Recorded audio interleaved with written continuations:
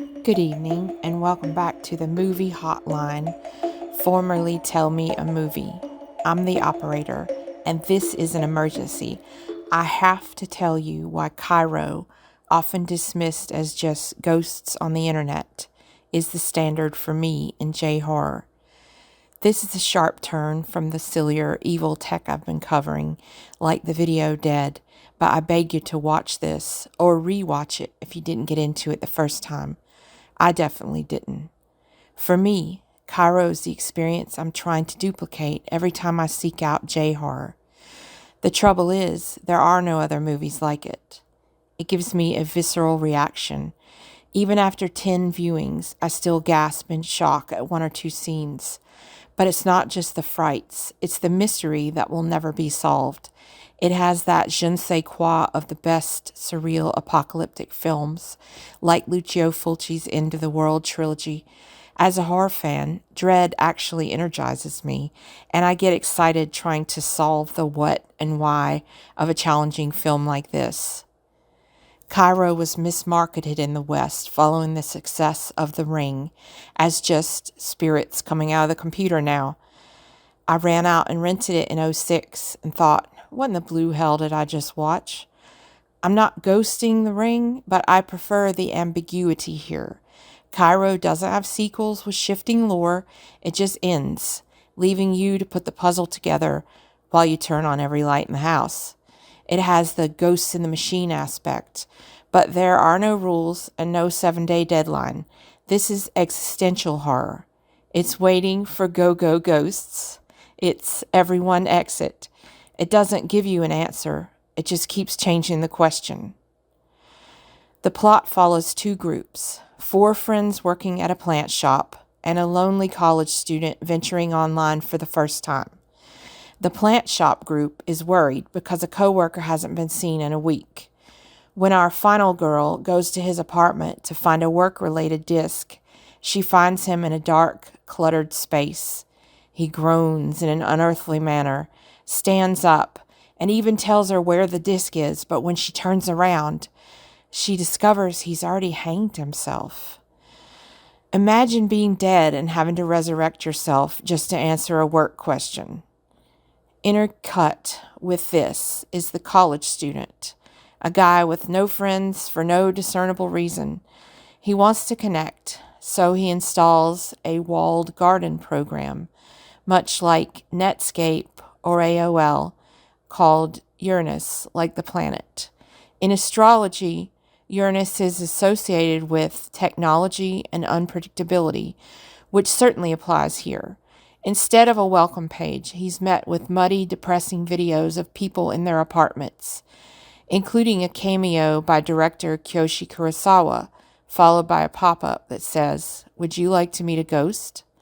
Evidently, hot ghosts in his area are waiting. He panics, unplugs the machine, and heads to the campus computer lab. The lab manager tells him to get a screenshot or an address and get back to her. That's just the first 30 minutes. So much more happens that I could easily do a full commentary. Honestly, I'd love to watch Kairo with someone who wanted to discuss it in real time. But for now, you're stuck with my monologue. I want to take a quick break to clarify why I rebranded. I want to create the kind of content I personally enjoy, just a person talking. Sometimes I listen to people reading a magazine, going through their old stuff, or just sharing what's on their mind. I'm usually doing chores or playing a game while I listen, and I want to be that kind of channel for you. I don't see this as a series of videos so much as a series of podcasts. A perfect place for people who want to listen to someone talk about a subject they're genuinely enthusiastic about. So if you're multitasking right now, stay on the line. I've been deep in this tech horror series, and while I was excited to bring you Kairo, it's hard to actually pin down why it fits.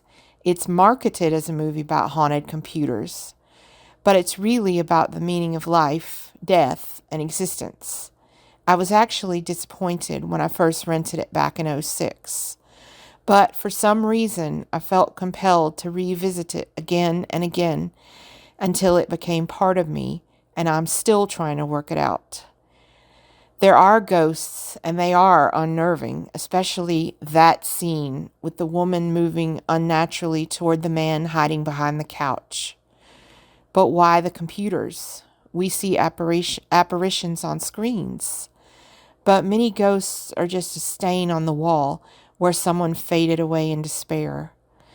It could be as simple as the director's belief that the internet, promised as a way to bring us closer, only isolates us further. The woman from the computer lab explicitly says this, but she also says a lot of other things I'm still trying to decode. To detour, my experience with the internet has been anything but isolating. I met the love of my life online. I have friends who I've talked to for decades, whom I may never meet in person. They provide the community I can't find locally with my special interests. But I admit that many of my local or college friends are now just voices on social media. We haven't met up in years and have no plans to. That could be a problem for me if I didn't have family and a husband. Let's be real. I'm a lonely person. I got into the habit of isolation during a contentious divorce and custody battle where I had to be careful what I shared because anything could be weaponized in court. Even with primary custody, I lived with the specter of being dragged back to the legal system. I was even worried about blogging, though I did it anyway under a pseudonym because I can't stop talking about movie theories. I'm still in the habit of not letting anyone truly know me. I'm lonely, but never bored. I just keep reaching out the only way I know how, sharing movie details and hoping for a story in return. Remember those old commercials where they said, reach out and touch someone? That was for long distance phone calls. That's my take on the movie hotline. I clearly had more to say about loneliness than I realized, and the internet. Now I have to do the English major thing and talk about Kiyoshi Kurosawa's directorial signatures, specifically his use of color. I've noticed red dresses in both Retribution and Cure, and I would have sworn under oath that the ghost from that scene in Kairo was wearing red, but she's not. In Kairo, red doesn't mean anger or danger as we might expect in the West. In Japan, red is tied to Shinto shrines and torii gates, which many of us recognize from Animal Crossing or Ghibli movies. These gates are for protection and purification. In the film, characters try to trap ghosts in forbidden rooms, using red tape to create DIY torii gates, but it doesn't work. There's red everywhere in Kairo, on chairs, on the pile of Coke cans behind the haunted monitor, but the color doesn't save them. The world ends slowly. Yet, in the end, I don't think this movie is about despair. It's about making peace with the inevitability of death. That's why the red tape fails. The characters run and theorize, but one by one they let go.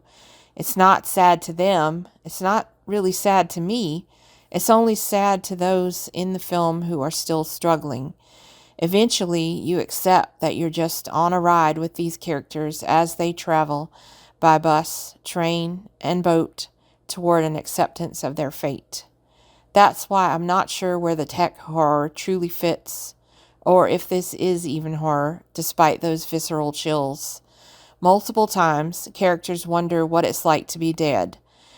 Right before they fade, they seem happy they won't be alone anymore, whether that's because they'll be with other ghosts or because, in death, they'll never feel the absence of others.